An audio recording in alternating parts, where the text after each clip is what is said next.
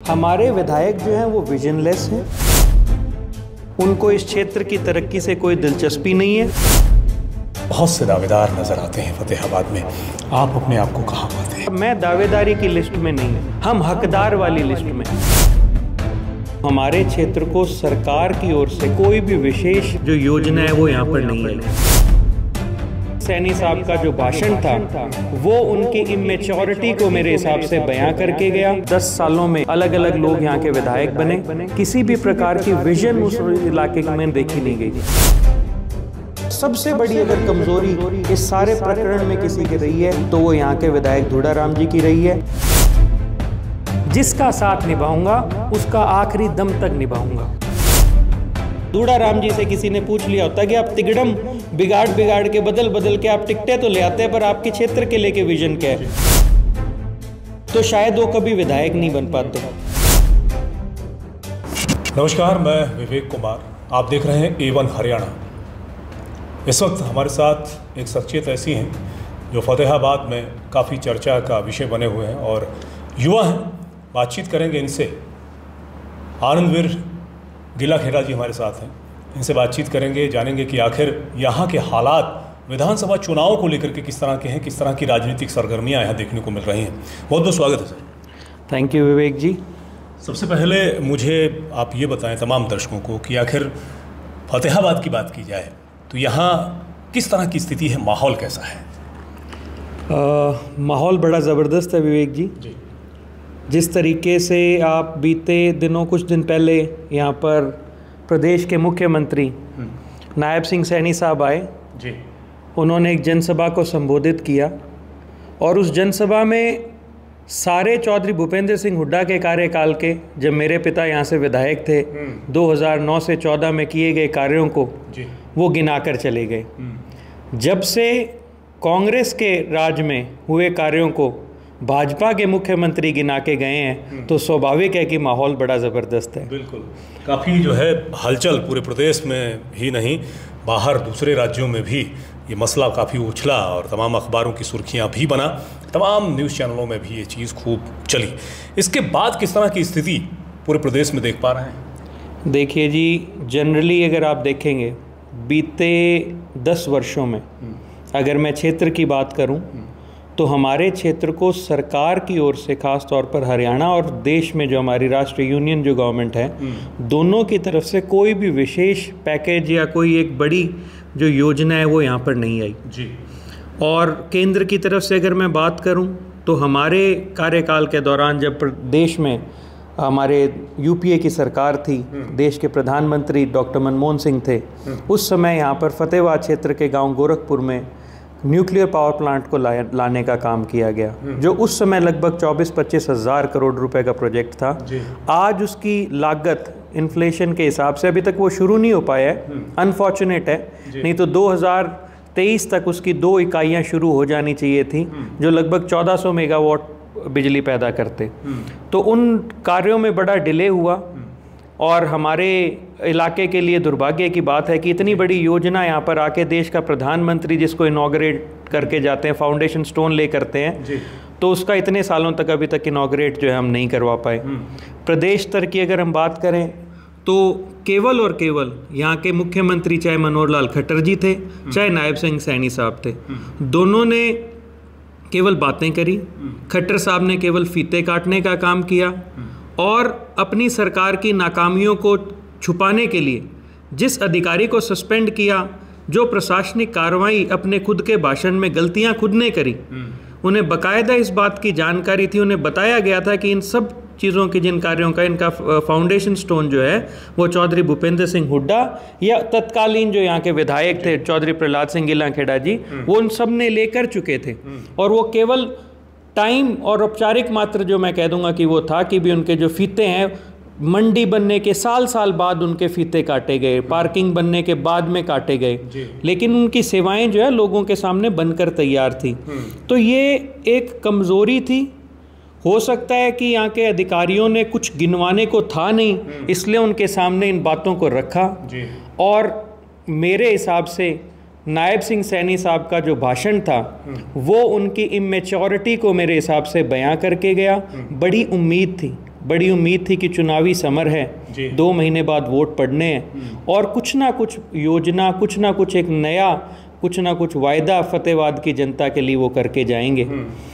बीते 10 वर्षों से लगातार हम बहुत सी योजनाओं से वंचित रहे। कोई भी नया, कोई भी अच्छी विजन, 10 सालों में अलग अलग लोग यहाँ के विधायक बने, किसी भी प्रकार की विजन उस इलाके में देखी नहीं गई। छोटे शहर के मुकाबले पहली मल्टी लेवल पार्किंग का लाने का काम मेरे पिता ने यहाँ पे किया, जो पूरे शहर को नहरी पानी का कनेक्शन, इतने वर्षों से ये ज़िला बना हुआ था, इतनी ज़्यादा जनसंख्या थी, लोगों को घुटनों के दर्द, सफ़ेद बाल और पता नहीं क्या क्या दिक्कतें का सामना, बीमारियों का माहौल था।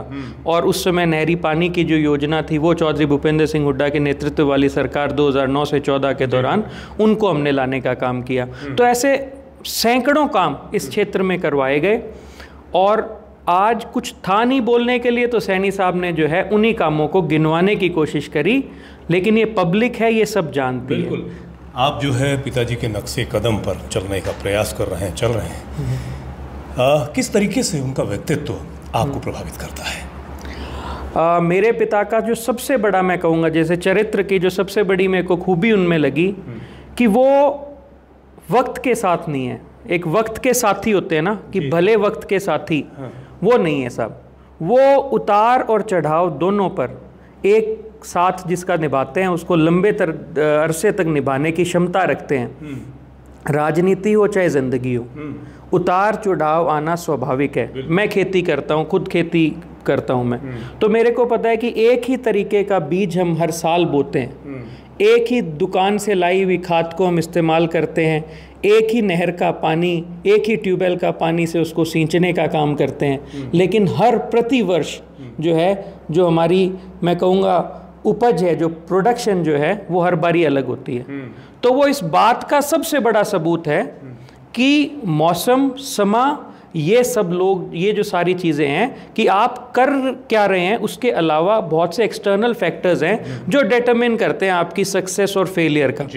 तो सिमिलरली मेरे पिता का बहुत बहुत लंबा एक राजनीतिक कार्यकाल रहा है। बेशक वो केवल एक बार ही विधायक बने हैं, लेकिन 1974 में वो यूथ कांग्रेस के सदस्य बनकर जब से कॉलेज से जब से जुड़े हुए थे, उसके बाद से सक्रिय राजनीति में वो रहे। 1982 में वो ब्लॉक समिति के चेयरमैन बने। 1982 के बाद में, 82 के बाद में जब 85 लेके 82 में नहीं, 83, 84 में, और उसके बाद से लेके लगातार वो राजनीति में सक्रिय रहे। और जो भी उन्हें व्यक्तिगत तौर पर जानता है, चाहे उन्हें बतौर पॉलिटिशियन जानता है, वो इस बात से भली भांति परिचित है कि प्रहलाद सिंह गिल्लाखेड़ा कभी भी किसी के बुरे वक्त पे उसको छोड़ के नहीं जाता है। अच्छा हो बुरा वक्त हो, जिस व्यक्तित्व से वो जुड़ गए उसके साथ वो एक तरीके से बंधन में बंध गए, एक तरीके से उसकी ज़िंदगी, उसके दुख और उस खुद का अपना मान के चलते हैं।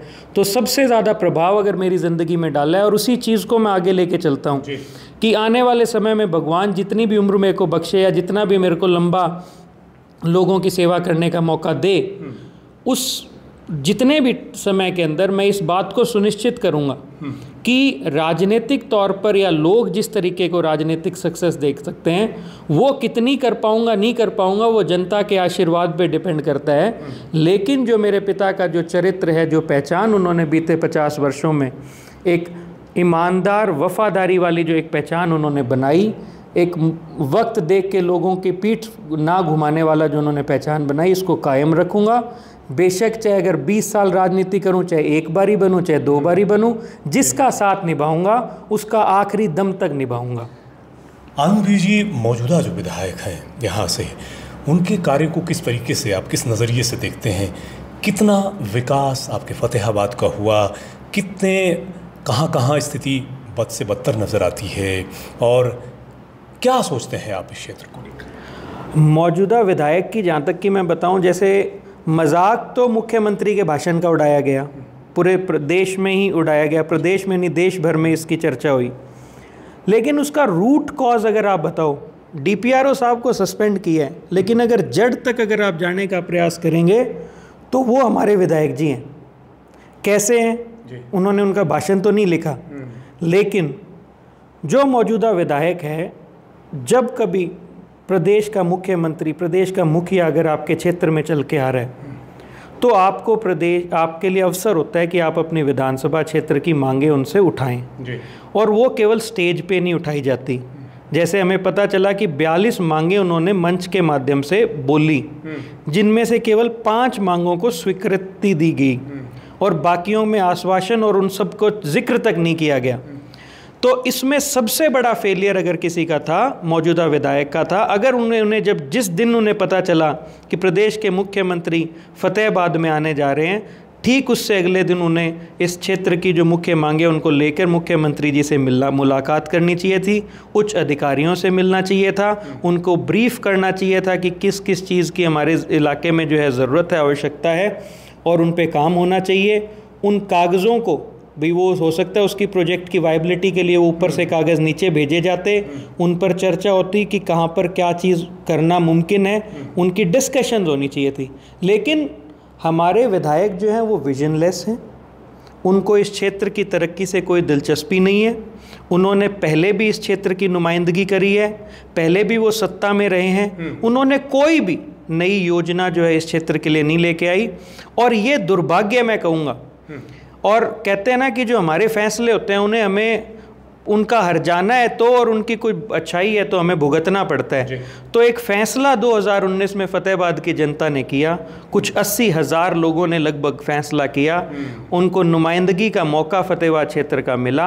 आज वो सभी लोग बड़े मायूस और अपने आप को ठगा महसूस कर रहे हैं। जैसे रैली का इंतज़ार कर रहे थे तो लोगों को उम्मीद थी कि मेडिकल कॉलेज जो है वो देकर जाएंगे, लेकिन वो नहीं मिला। तो ख़ास तौर पर सबसे बड़ी अगर कमज़ोरी इस सारे प्रकरण में किसी की रही है तो वो यहाँ के विधायक धूड़ाराम जी की रही है। बारंबार यहाँ पर मनोहर लाल खट्टर जी आए, तब भी मेरे को किसी भी मीटिंग्स में कुछ भी ऐसे नज़र ही नहीं आया कि भी विधायक ने कुछ करने की कोशिश करी है। तो ये बहुत बड़ा फेलियर उनका है और उनके कारण अधिकारी और आज मेरे को लगता है कि प्रदेश के मुख्यमंत्री को भी मुंह की खानी पड़ी है। एक पूरे देश भर में मेरे को लगता है बेइज्जती का सामना करना पड़ा है। कांग्रेस की टिकट की बात करें तो बहुत से दावेदार नजर आते हैं फतेहाबाद में, आप अपने आप को कहाँ पाते हैं? दावेदारी की जहाँ तक की बात है साहब, दावेदार बहुत है। देश की राजनीति ने ना एक बड़ी अजीबोगरीब करवट ली है। हालांकि मैं उससे बहुत ज़्यादा इत्तेफाक नहीं रखता। 10 साल की मायूसी के बाद में एक माहौल कांग्रेस के प्रति बना। ये दावेदारों की सूची जो है ये सब लोगों के माहौल के बाद बनने लगती है जी। जब लोग जिस पार्टी को वोट देना चाहते हैं तो अक्सर उसमें दावेदार जो हैं वो बढ़ जाते हैं। जब से मैंने लीडरशिप या लीडर शब्द को सुना है तब से मैं इस बात से इत्तेफाक रखता हूँ, लीडर वो बंदा होता है जो लोगों को लीड करने की क्षमता रखता है और उनको राह दिखाता है। लेकिन आज हमारे प्रदेश की राजनीति में ये जो दावेदारों की सूची, केवल इसी बारी नहीं, 2019 में ये दावेदार भाजपा के थे।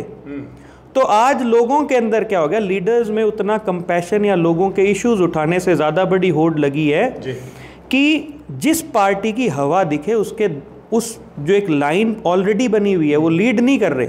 लोगों का रुझान कांग्रेस की तरफ है और कुछ लोग जो हैं उस रुझान का फ़ायदा उठा के उस लाइन के आगे जाके खड़ा होना चाहते हैं। मेरा ये मानना है कि साहब मैं दावेदारी की लिस्ट में नहीं हूँ, हम हकदार वाली लिस्ट में। हकदार और दावेदार में फ़र्क होता है। बीते 20 वर्षों से लगभग 2008-9 में मैं NSUI को मैंने ज्वाइन किया था, उसके बाद मैं यूथ कांग्रेस और उसके बाद मैं लगातार यूथ कांग्रेस में मैंने सेवा करी। मेरे पिता बीते 20 वर्ष 14 अक्टूबर 2004 को हरियाणा विकास पार्टी का कांग्रेस में विलय होने के बाद में 2003 का बाई इलेक्शन मेरे पिता हरियाणा विकास पार्टी की टिकट से फतेहाबाद से लड़े थे। 2004 में जब 5 में जब नए चुनाव हुए, क्योंकि हम कांग्रेस का हिस्सा बन चुके थे, कांग्रेस में टिकट की दावेदारी पेश की गई, टिकट से डिनाई किया गया। 2009 आया, 2009 में भी दावेदारी पेश की गई, 2009 में भी हमें टिकट नहीं मिली। उस समय लोगों का एक इच्छा थी कि ये आपके करियर का वो पड़ाव है कि डू एंड डाई जी, भी या तो आप इसको इस समय चुनाव लड़ें या आप आगे चले जाएं, भी इसको अलविदा कहें। लोगों के कहने पर पापा ने फैसला लिया कि एक निर्दलीय चुनाव लड़ा जाए, क्योंकि उस समय भी यहाँ के विधायक धूड़ाराम जी थे और लोग उनसे नदारद और नाराज़ नज़र आ रहे थे। और उस समय उनके भाई जिन्होंने अलग पार्टी बनाई हुई थी, आज भी वो भाजपा में, कुलदीप बिश्नोई जी ने खुद ने टिकट ऑफर करी पापा को, कि आप हजका से लड़े, मेरा गांव है, मेरे इलाके, मेरी बिरादरी के लोग यहाँ रहते हैं, आपकी मदद होगी, आप इलेक्शन जीत जाओगे। पापा ने कहा कि भी मैं आपके साथ नहीं लग सकता, मैं कांग्रेस का ही हूँ, 15 दिन के लिए चुनाव भर के लिए मैं कांग्रेस से अलग हुआ हूँ। ये एक वो जैसे नदियों के काफ़ी सारे चैनल्स बनते हैं, उन चैनल की तरह हूँ मैं, वापस जाके इसी समंदर में मिलने वाला हूँ। तो 15 दिन के अलावा बीते 20 वर्षों में, क्योंकि अभी अक्टूबर 14 2024 आने को है, 20 वर्षों में एक भी व्यक्ति अगर ये बता दे कि कभी अफवाह भी उड़ी है कि प्रहलाद सिंह गिल्लाखेड़ा पार्टी छोड़ रहे हैं, तो भी हम टिकट की दावेदारी की लाइन से हमें हटा सकते हैं। तो एक केवल इस बिनाम पे हमारी जो हम अपनी हकदारी जो है हम पार्टी के आगे रख रहे हैं कि 10 सालों से एक बड़े बुरे दौर से कांग्रेस गुजरी, का पार्टी का कोई भी कार्यक्रम रहा तो वो प्रहलाद सिंह गिल्लाखेड़ा जी ने और हमने अपना दायित्व मान के हमारे कार्यकर्ताओं के साथ उसको ज़मीनी हकीकत बनाने का काम किया। 10 साल लगातार चौधरी भूपेंद्र सिंह हुड्डा के नेतृत्व में, भाई दीपेंद्र सिंह हुड्डा के नेतृत्व में, उदय भान जी के नेतृत्व में जो भी कार्यक्रम हुए, चाहे कोई किसान पंचायत हो, चाहे कोई दलित पंचायत हो, चाहे जन क्रांति रथ यात्रा हो, चाहे विपक्ष आपके समक्ष कार्यक्रम हो, बहुत अनगिनतों कितनी ही बारी कार्यकर्ता सम्मेलन हुए, हर कार्यक्रम को हमने अपना मान के 10 साल संघर्ष किया है, लोगों को बारंबार बुला के एक कांग्रेस पार्टी को इस क्षेत्र में जीवित रखने का काम किया। इसलिए हम दावा पेश कर रहे हैं। आपको अगर इस क्षेत्र से अवसर मिलता है, पार्टी जिम्मेदारी देती है, किस तरीके का विजन लेकर के आप फतेहाबाद में चलेंगे? ये मैं आपको बधाई देता हूँ। सबसे पहले तो आपकी यू गॉट ब्रिलियंट वॉइस, आपकी जो आवाज़ है वो बड़ी बेहतरीन है। Thank you. और ये सवाल बड़ा जायज़ है और ये हर किसी से पूछना चाहिए और हर पत्रकार को पूछना चाहिए। शायद ये सवाल दूड़ा राम जी से किसी ने पूछ लिया होता कि आप तिगड़म बिगाड़ के बदल के आप टिकटें तो ले आते हैं, पर आपके क्षेत्र के लेके विजन क्या है, तो शायद वो कभी विधायक नहीं बन पाते। बिल्कुल आपका जायज़ सवाल है सर। हमारा क्षेत्र मैं आपको बताऊँ 2 एरियो में बटा हुआ है। अगर आप इस नेशनल हाईवे के आएंगे तो ये फतेहाबाद को बाइसेक्ट करता है, डिवाइड करता है। एक तरफ हमारा क्षेत्र जो भुन्ना एरिया लगा लीजिए, कुछ फतेहाबाद ब्लॉक के एरिया के गांव लगा लीजिए, दूसरी तरफ हमारा भट्टू एरिया लगा लीजिए, कुछ फतेहाबाद ब्लॉक के गांव लगा लीजिए। एक इलाका हमारा ऐसा है जहाँ पे धान की खेती होती है लेकिन वो डार्क जोन की तरफ जा रहा है। एक इलाका ऐसा है जो हमारा सेम ग्रस्त होता चला जा रहा है। हजारों एकड़ जो हमारे क्षेत्र की जो ज़मीन है वो सेम की चपेट में आ रही है।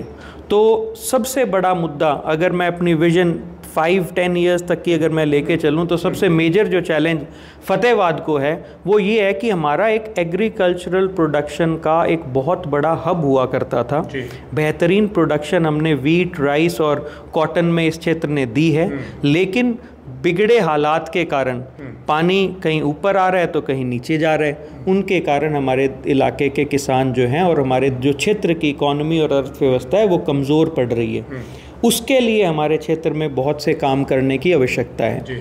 जो न्यूक्लियर पावर प्लांट हमारे क्षेत्र में बनने जा रहा है, इसकी हम जल्द से जल्द एक स्पीडी, मैं कहूँगा कि इसको हम 2 यूनिट्स चालू करवाएं। हुड्डा साहब से हम प्रार्थना करेंगे, आग्रह करेंगे कि यहाँ पे एक इंडस्ट्रियल जोन जो है वो डेवलप किया जाए कि रोजगार के अवसर यहाँ पे पैदा करने पड़ेंगे और अदर देन एग्रीकल्चर भी करने पड़ेंगे। कारण है कि हमारे पास 2800 मेगावाट बिजली पैदा करने वाला एक संयंत्र हमारे एकदम क्षेत्र के अंदर आएगा। उसके अलावा हम नेशनल हाईवे से जुड़े हुए हैं। अंतर्राष्ट्रीय कार्गो एयरपोर्ट से अगर आप T3 जो टर्मिनल जो इंदिरा गांधी एयरपोर्ट है, अगर पहले तो प्रपोज था कि ये हिसार वाला एयरपोर्ट ही कार्गो एयरपोर्ट बनेगा, अगर वो बन जाता, 10 साल बीजेपी की सरकार नहीं आती, यूपीए रहती, तो यहाँ पे कार्गो एयरपोर्ट होता जो कि इस क्षेत्र की बनाई हुई चीज़ों को, यहाँ के इंडस्ट्रियल एरिया की बनाई हुई चीज़ों को पूरी दुनिया में पहुँचाने के लिए सक्षम होता। लेकिन अगर हम बहादुरगढ़ एरिया को, आज हम 4 लेन हाईवे से जुड़े हुए हैं, ये 6 लेन हो, चाहे बहादुरगढ़ तक भी पहुँचने की बात हो, 2.5 से 3 घंटे तक हम पहुँच सकते हैं। तो इस क्षेत्र में, और ख़ास तौर पर आज आप जो NCR रीजन में कहीं ज़मीन अगर कोई ख़रीदेगा, कोई इंडस्ट्रियलाइजेशन की बात करेगा, तो वहाँ की ज़मीनों के रेट करोड़ों के ऊपर जा चुके हैं। यहाँ पर भी काफ़ी रेट आए हैं, पर उनके बनस्पत यहाँ पे कम है और पावर की सप्लाई जल्दी यहाँ पे पूरी होने वाली है। किसी भी क्षेत्र की डेवलपमेंट के लिए 2 चीज़ें बहुत ज़रूरी होती है, एक उसकी कनेक्टिविटी और एक पावर। तो ये दोनों हमारे क्षेत्र को मिलेंगी। दूसरी, न्यूक्लियर पावर प्लांट का आप जिक्र कर रहे हैं, इसको लेकर के विरोध भी काफ़ी होता रहा कि शुरुआती दौर से ही कि ये बहुत सुरक्षित नहीं है, ये तमाम चीज़ें, इसको लेकर के क्या कहें? बिल्कुल विवेक जी, लोगों के अंदर एक डर था कि भाई ये अगर ये न्यूक्लियर पावर प्लांट नहीं, इसको पावर प्लांट ना समझ के विपक्ष ने उस समय का जो तत्कालीन जो हमारा उस समय जो विपक्ष था, उनके तमाम नेता, पूरे हरियाणा के नहीं देश भर के नेता भी यहाँ पर आए धरने में। 2 साल धरना चला। हमने सुनिश्चित किया कि लोगों को, जिन लोगों की लैंड एक्वायर होनी थी, जो ग्रामवासी थे, उनको जाके प्लांट्स की विजिट कराई गई। जितने न्यूक्लियर पावर प्लांट NPCIL ने इंडिया में बनाए हुए हैं, उनके बारे में उनको जानकारी दी गई, उनको व्यक्तिगत तौर पर विजिट कराया गया और उन साइंटिस्ट से मिलाया गया जो सालों से NPCIL और भेल जैसी कंपनियों से जुड़ के इन प्लांट्स में काम कर रहे हैं। तो उन्हें इस चीज़ को एश्योर कराया गया कि इसमें सेफ्टी इश्यूज़ नहीं है। हमारे देश में चल रहे न्यूक्लियर पावर प्लांट्स ने बहुत अच्छे खासे बड़े तीव्र गति के जो अर्थक्वेक्स, जिनको अपने कहते हैं, रिक्टर स्केल में जो 7 से 8 मैग्नीट्यूड के, 6 मैग्नीट्यूड के अर्थक्वेक को भी हमने झेला है। तो वो उनका दायित्व है कि उस चीज़ को हम एकदम सेफ बनाएंगे। और न्यूक्लियर पावर प्लांट के लिए, जैसे लोगों में कई भ्रांतियां कि यहाँ पे पानी की कमी हो जाएगी, ये हो जाएगा, ये सारा का सारा अपवाद था। आज आप देखेंगे पूरा N ब्लॉक पूरी बंद करके एक स्पेशल नहर जो है वो लाई जा रही है। उसको एज अ कूलिंग करने का उसकी प्रोसेस होगी, उस पूरी प्रोसेस को कूल रखने के लिए। तो इन सारी चीज़ों की व्यवस्था को देखते और जो उसका इम्पैक्ट होगा, आज 1300 एकड़ के अंदर आपको 2800 मेगावाट का प्रोडक्शन मिल रहा है। अभी तक हमारे देश के पास में ऐसी कोई सोलर टेक्नोलॉजी या जैसे जहाँ पे पहले थर्मल पावर प्लांट लगा करते थे, उनके जो एनवायरनमेंट पे जितने बड़े बड़े इम्पैक्ट्स हैं, जैसे कई लोग, पानीपत अगर आप बात करेंगे तो वहाँ के लोगों को मजबूरन पलायन करना पड़ रहा है उसके आसपास के गांव में, क्योंकि जो ऐश उससे उड़ती है वो सेटल डाउन हो जाती है। लोगों में भी इतनी इच्छा नहीं है, जैसे ये PPC जो अपनी सीमेंट बनती है, उनसे ऐश से बनती है, लोग उसको लेने के इच्छुक कम है अभी भी। उनको अवेयर होना चाहिए कि आप एनवायरमेंटल प्रोटेक्शन में काम कर रहे हैं, अगर आप वो खरीदते हैं तो आप एनवायरमेंट की हेल्प कर रहे हैं, पर नहीं है। तो एनवायरमेंटल इम्पैक्ट को देखते हुए एक कम जगह में एक बहुत मेजर बिजली प्रोडक्शन का हब। दूसरा, उस समय हमारे मनमोहन सिंह जी ने USA के साथ में, अमेरिका के साथ में एग्रीमेंट भी किया था, न्यूक्लियर डील भी हुई थी। तो उन सारी चीज़ों को मद्देनज़र रखते हुए सबसे बेहतरीन जो जगह थी, और हमारे इलाके की उस समय बहुत लोगों ने कहा कि आप इसको वापस भेज दीजिए, नहीं तो आप चुनाव हार जाएंगे। उस समय भी मेरे पिता ने यही कहा था कि भी मैं ऐसे 10 चुनाव हार जाऊँ, लेकिन अगर मेरे क्षेत्र में एक इतनी बड़ी योजना आ रही है तो मैं उसको कभी भी वापस नहीं जाने दे सकता, जिससे आने वाली पीढ़ियाँ जो है वो सुखी होंगी, जॉब्स क्रिएट होंगे। और आसपास के विलेजेस में तो आपको मैं अब गांव वालों को मैं जाके बोलता हूँ कि आपको जिस दिन इसकी बिजली पैदा शुरू कर देगा, उस दिन के बाद में आपको सरकारों का इंतज़ार करना नहीं पड़ेगा। CSR के तहत इतना ज़्यादा पैसा जो है न्यूक्लियर NPCIL जो है अपने क्षेत्र की डेवलपमेंट में लगाने जाएगा। बिल्कुल आनंदवीर जी, तमाम सवालों के जवाब बहुत ही खूबसूरती और बेबाकी से आप दे रहे हैं, और सवाल बहुत से हो सकते हैं, लेकिन वक्त की नज़ाकत ये कहती है कि बहुत लंबी बातचीत नहीं होनी चाहिए। फिर मुलाकात होगी, बातचीत का दौर इसी तरह से आगे भी बढ़ाएंगे। आखिर में तमाम जो दर्शक हमारे देख पा रहे हैं, उन्हें आनंदवीर जी अपने फतेहाबाद विधानसभा क्षेत्र से क्या कहना चाहेंगे? जितने भी दर्शक आपके न्यूज़ चैनल के हैं, सबसे पहले मैं उनका आभार व्यक्त करूंगा, धन्यवाद करूंगा कि आप लोगों ने एक अपॉर्चुनिटी दी कि उनसे मैं रूबरू हो सकूं। जी। और आपके चैनल के माध्यम से जो भी दर्शक इसको देख रहे हैं, कि आने वाले 2 महीने बाद में जो आप फैसला लेने जा रहे हैं वो हरियाणा के भविष्य को देखते हुए लीजिएगा। बहुत 10 साल हम लोगों ने सहा है, किस तरीके से हमारे प्रदेश की जनता को ये फैमिली ID जैसे चक्करों में डालकर दर दर की ठोकरें खाने पर मजबूर किया है। बुज़ुर्गों की पेंशन इसलिए काट ली गई क्योंकि उनका बच्चा HKRN की 15,000 की नौकरी करने लगा है। आज बुज़ुर्ग अपनी दवाई के लिए तरस रहे हैं, जब कभी आयुष्मान कार्ड चलता है कभी बंद हो जाता है। तो ये छोटे छोटे जो निगल्स, किस तरीके से महंगाई ने हमारे लोगों की कमर तोड़ने का काम किया है, पुअर और मिडिल क्लास फैमिलीज़ को।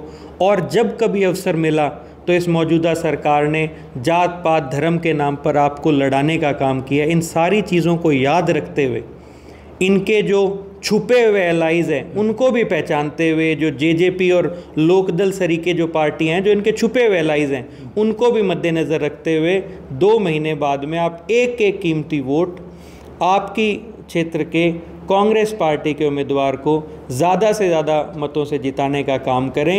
और अपने भविष्य को वापस से हरियाणा को चौधरी भूपेंद्र सिंह हुड्डा जी के नेतृत्व में, चौधरी उदय भान जी के नेतृत्व में कांग्रेस को एक बारी फिर से सेवा देने का मौका दें।